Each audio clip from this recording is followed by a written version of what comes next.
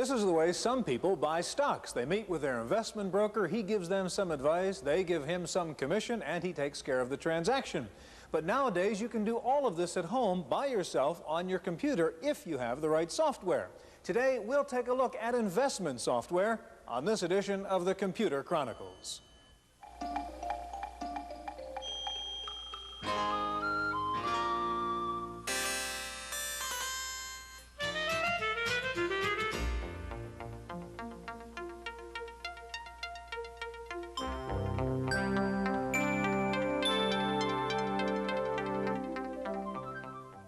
The Computer Chronicles is made possible in part by a grant from AFIPS, the American Federation of Information Processing Societies. AFIPS, sponsors of OAC 86, the nation's leading conference on business technology. For conference information, call 800-OAC-1986. Exploring today's business solutions. Additional funding is provided by McGraw-Hill, publishers of Byte. Byte's detailed technical articles on new hardware, software, and languages cover the latest in microcomputer technology worldwide. Byte, the international standard.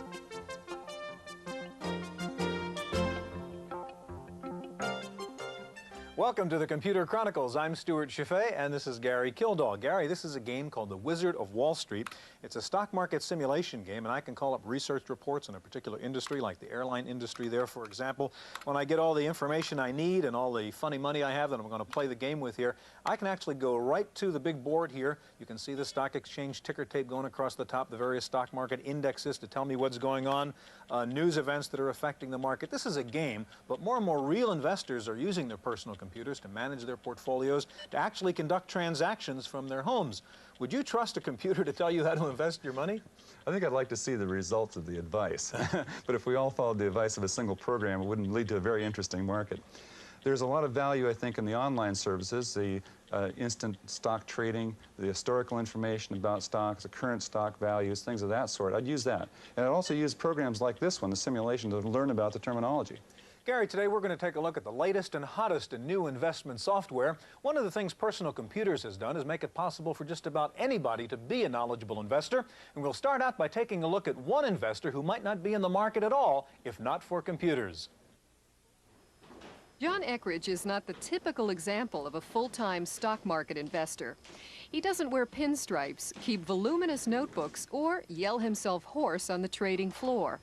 His toolkit today consists of a portable stock quote receiver and a personal computer. John gave up his traditional brokerage practice when he realized that he could invest for himself at home, freed from the burdens of clients and commuting, in exchange for a few other responsibilities. While he hasn't cut all communication lines to his full-service broker, John does most of his research at the computer, which gathers data from online services, tracks and updates the stocks in his portfolio, and charts the performance of selected stocks over days or years. About the only other tools on his desk are a newspaper and the Quotrec, a real-time stock quote radio receiver. The online services cost about $250 a month.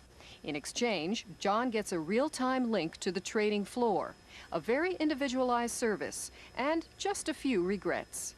I think when you work alone and you work in a home and you don't have coworkers around you, some of that feedback is missing. And that's one of the reasons that I still have a standard broker. Buying stocks from your living room may lack some of the excitement of Wall Street, but it features some special attractions of its own. Okay, Nick, what do you think?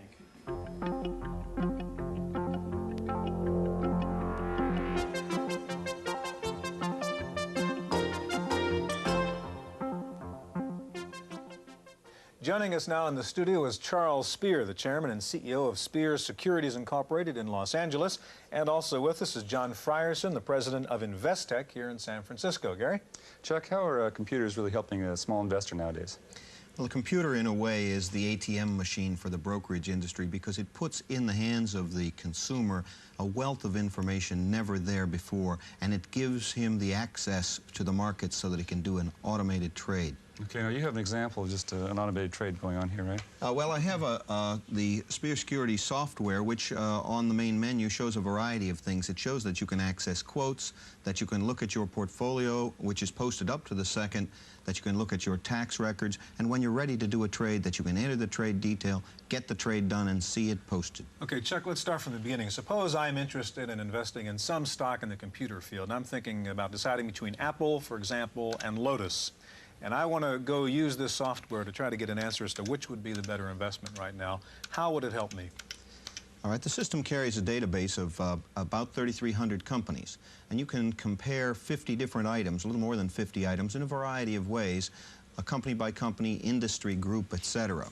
So we're going to go in and we're going to ask to do that. Lotus. Okay, now we're online now, right, to your service? Yes, we are. We're online to Source Telecomputing in McLean, Virginia. Okay. And you're asking it to do what right now? Well, I'm asking it to move from the main menu and go to information that's provided to the system by Media General in Richmond. Media General keeps the financial information, and there is their screen. Okay. And we are saying to it, we're interested in doing some stock analysis. It will come back after the necessary lawyer's screens that say this warning is... you, don't sue me if you lose money. Okay. Then it's asked us to put stock symbols in. We'll ask it for Apple. Okay, and Lotus, I want to say. Okay. And now it's going So it's pulling out the Apple file right now? It's pulling the Apple file. It's going to give us another of those exclamation points. And we'll tell it Lotus. If we happen to want to do an industry group, we need just put the number of that group in, and there's a directory here, and that's satisfactory. So what kind of information can we get out of this now? Well, first of all, let us say that I'm interested in knowing how these securities have performed recently. I want to know what happened to them last week, one against the other, and I want to know how they've historically performed. It's asking me whether I'm interested in seeing them ranked in percentage order. With just a few, it isn't necessary. Okay. And it tells me that last week, Apple was up a bit, Lotus was down. The last 4 weeks, the last 13 weeks, the last 52 weeks year to date. Now, how would you do a transaction on the stock? Well, if I want to do a transaction... Well, can I stop you before you get to that? Suppose I want to know what the insiders are doing in these two companies. Okay, what we want to do there is, that happens to be on screen 11. So we've asked it for screen 11. It wants to know whether I'm interested in ranking those, and I've said no. So it comes back and says, 45,000 shares of Apple were purchased by insiders in the last reporting period. 84,000 shares of Lotus were sold. Okay. Now, you asked about doing a trade. What we want to do that is move off of this aspect of the system and back into Invest. So I can take that information and go right ahead and do a transaction now. Well, a couple of things you can do. You can ask for Wall Street's research opinion and see what other brokers think of the stock. You can ask for my own opinion because it's carried here as well. But we will want to go to 3, Spear Securities Trading Online. The thing that's important to point out is that this technology supports a market that operates 24 hours a day. The screen will ask the same series of questions that your broker on the telephone will ask. Give the information, push the return key. Within 30 seconds, you'll have a trade. And if it's midnight, you will still get it as long as it's a New York Stock Exchange listed stock. Hey, John, how does this affect the local broker? Well, I think the local broker to some extent is threatened these days because what's happened is the electronic revolution has put in the hands of an individual investor the information that in the past was the exclusive area of expertise of the individual broker. And so what you have are people today who are shopping companies to find who will give them the lowest transaction cost, taking the savings, which is enormous in some cases. It can be 75 to 85% over the standard full commission service of the past.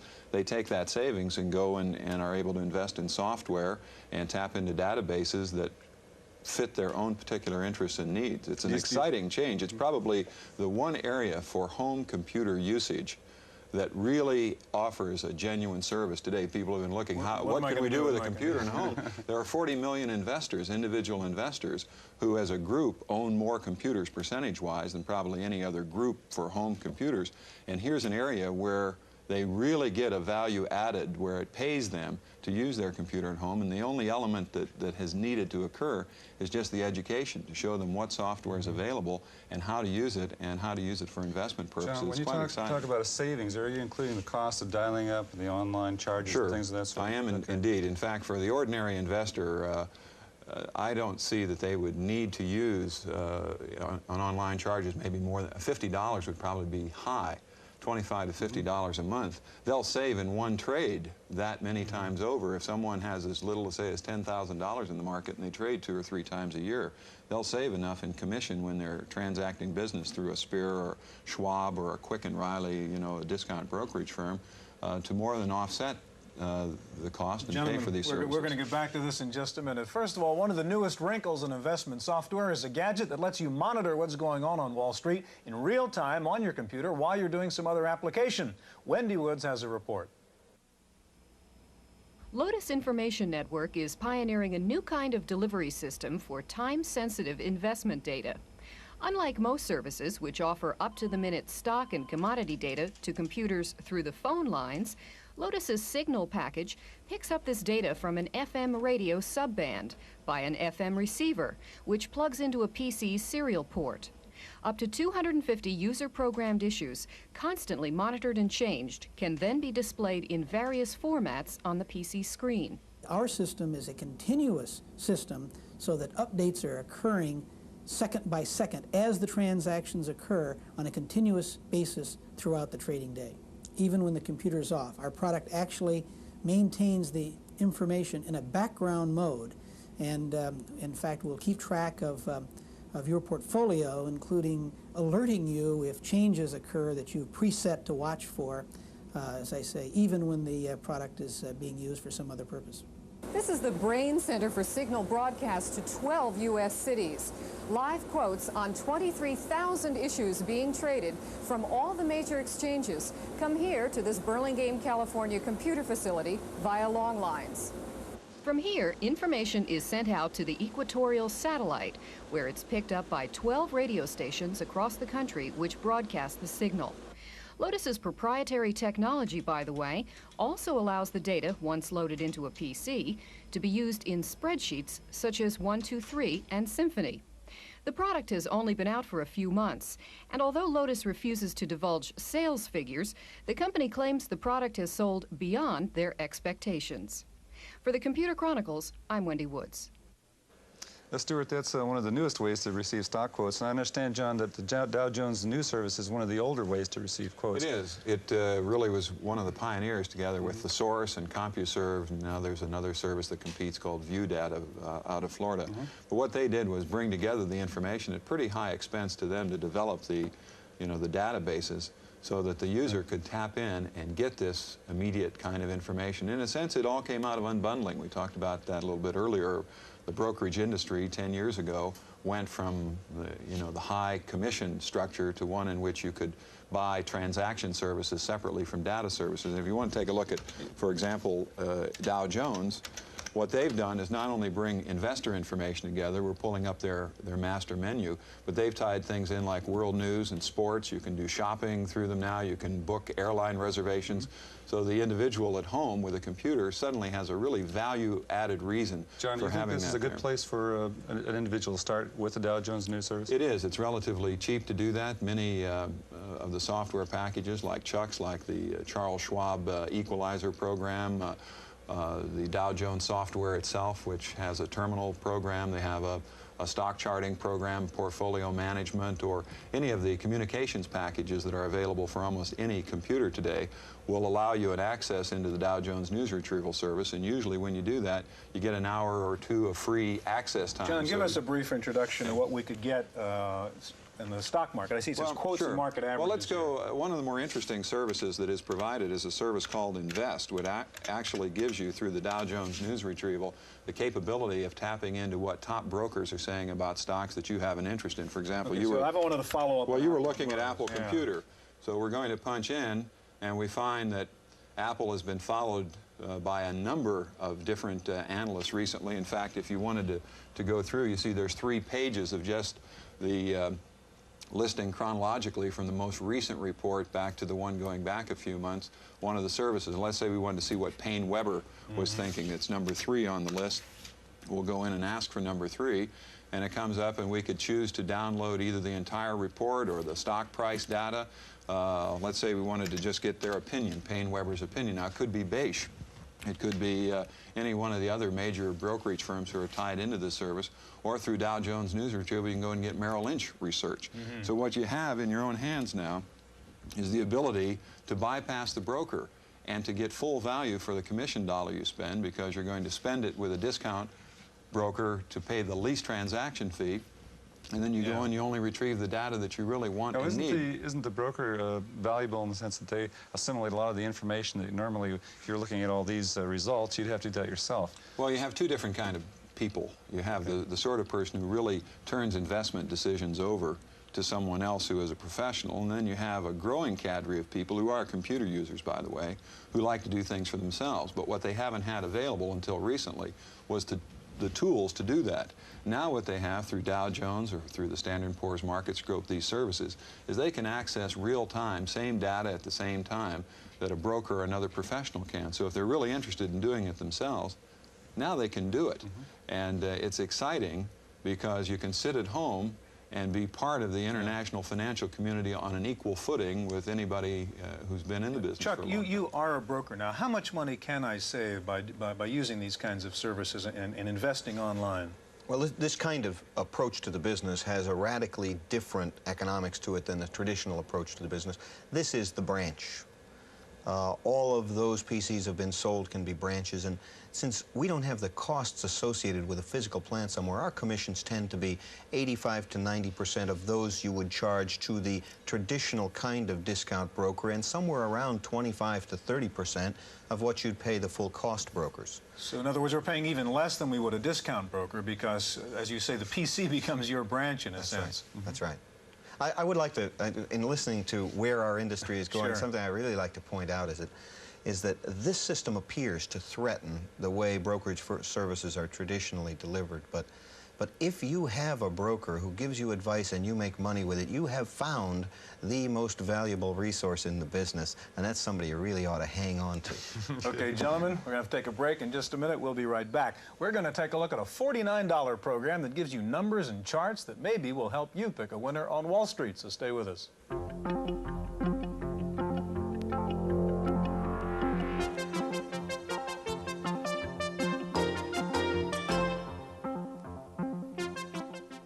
Joining us now in the studio is Richard Carlin. Richard is chairman and CEO of Telescan Incorporated of Houston, Texas. And back with us is John Frierson, president of Investec. Gary? Richard, I'd like to take a look right away at your product called Telescan Analyzer. Good? Yes. Our product allows a person to retrieve historical stock information and display it on the screen very rapidly. We can get any graph of any stock and display it on the screen in less than 15 seconds. This just shows a graph that we've retrieved from our database showing the history of the Dow Jones Industrial Average back to 1973. And as you can see, the Dow has been going flat for a long period of time, and then in 1982 broke out and has since been hitting all-time highs. However, if we take advantage of one of the features of our Telescan Analyzer, and that's the ability to adjust for inflation, we can take a look at the Dow now after adjusting for the Consumer Price Index, and what we find is not a stock market that's hitting all new highs, but a market that is just now beginning to turn around after a very, very long period of decline in real terms. Now, Richard, this is again connected to another computer system through Yes, this is to our own database in Houston, Texas. And then the data is transmitted locally to this machine and then presented as a graph. Is that correct? Yes, it is. Okay, now earlier in the program we were asking you some information about insider trading. Now suppose I want to take your system and say how good a guideline is the insider trading in a particular stock. Could I use Telescan to do that? Yes, you could. Here I'm calling up a graph of Toys R Us and showing insider trading. At the bottom we have a line, and this shows the history of insider trading. And as far as I know, we have the only service that shows this. What you can see is when it's above the line, you have net buying by insiders or corporate officers. When it's below the line, you have net selling. And as can be seen in Toys R Us, when you look at the history, you find buying at every major bottom, and then you find selling at every major top. So by good stock to follow insider action. Yes, by following the insiders, you could make some money on this stock. Okay, now I think another feature you have here, we can take a look at the valuation of a stock, whether it's overvalued and undervalued and so on. Give me an example of one of those. Okay, what we've done is we've taken up to 5 fundamental values: dividends, earnings, book value, cash flow, capital spending, and sales, and we've converted it into a graphic representation. So you can take one glance at a stock and determine whether it's over or undervalued. And this shows Kellogg's, one of the food stocks out there that are very, very popular. And this just shows our over and undervaluation channels generated from the fundamentals. And for the average person who doesn't know much about this, in one glance they can see, is the stock overvalued, is it undervalued, or right now, hey, let's watch out. Yeah, very overvalued. Let's watch out. Okay, do you have an example where we could see something that's undervalued, something we ought to be buying? Yes. This shows a very undervalued group, the semiconductors, and this shows National Semiconductor, and again you can see where the stock has historically been overvalued, where it's undervalued, and again we're finding a very undervalued position right now. John, is there any software around now that's going the next step? I mean, where we have a kind of expert system where instead of my having to analyze the data, it's going to come back and say, buy this, sell this. Are we at that stage of using computers? We're at that stage. We don't really have the real breakthrough innovative products out yet in the marketplace, but they're only months away. And what is going to be available are systems which will allow you to put interpretive skills, either your own or maybe borrowing on someone else who is considered to be an expert, into allowing you to go through the screening process or the selection process so that you can pick stocks to look at here. You know, I'd take a page out of Lou Brookhiser's book and say, even with overvalued and undervalued showing on the screen right now, there's no guarantees in the future that those the presumptions are going to occur. But what's happened is that today, the person at home with his computer, the individual investor, has the ability to at least be on a par with any professional in being able to analyze and bring their own judgment to bear. Investing will always be an art and not a science, but with the new exposure to artificial intelligence that's coming into the new generation of software, it's just going to multiply and enhance the ability that somebody has. But what's exciting is where it is today. You don't have to leap forward to see that something like Telescan or Spears Access or the Dow Jones News Retrieval that we looked at or other products that are around, they today give somebody a reason to have a computer at home and to try it out and use it. And the economics are there that you can save on the trading through firms like, as we said, Schwab or Spear or others, and take that added money and, you know, really get these products. It's going to be my software against your software in the future. Huh? We're out of time. Okay, do computers really democratize this investing process? Can you be as smart as that big-time analyst on Wall Street? Our commentator George Morrow has some final thoughts on the opportunities and the risks of computerized investing. Isn't it marvelous? A seat on the stock exchange right in our own den. And all through the magic of the microcomputer. Millions of us investing our IRA savings with a click of a switch. And what better timing? The third major bull market of the century. Think of the fortunes to be made. Think of the bankruptcies to come. The last 2 times we succumbed to the lure of Wall Street, it was very exciting and profitable until market bears moved in and wiped it all out with a swipe of a paw. And this time we're deeper in debt than ever before as consumers. There's only 2 sure ways to profit in stocks. Buy carefully and hold on for years if necessary, or be the agent who conducts the trade. Unfortunately, the rest of us lose most of the time, and a lot of it is very much like gambling. In fact, if I were head of the Gaming Commission in Nevada, I'd be demanding equal time on all these computers to bring our games of chance to your den, just as the brokerage houses are bringing you theirs. After all, we're both after the same thing, your money. That's how I see it. I'm George Morrow.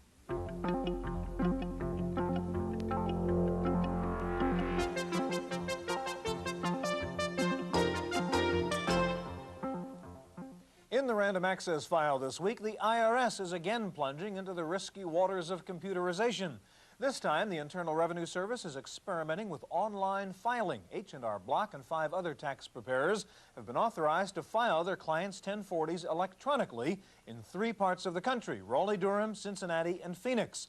The online filing is only available to taxpayers claiming a refund. W-2 forms and taxpayer signatures still have to be sent by mail.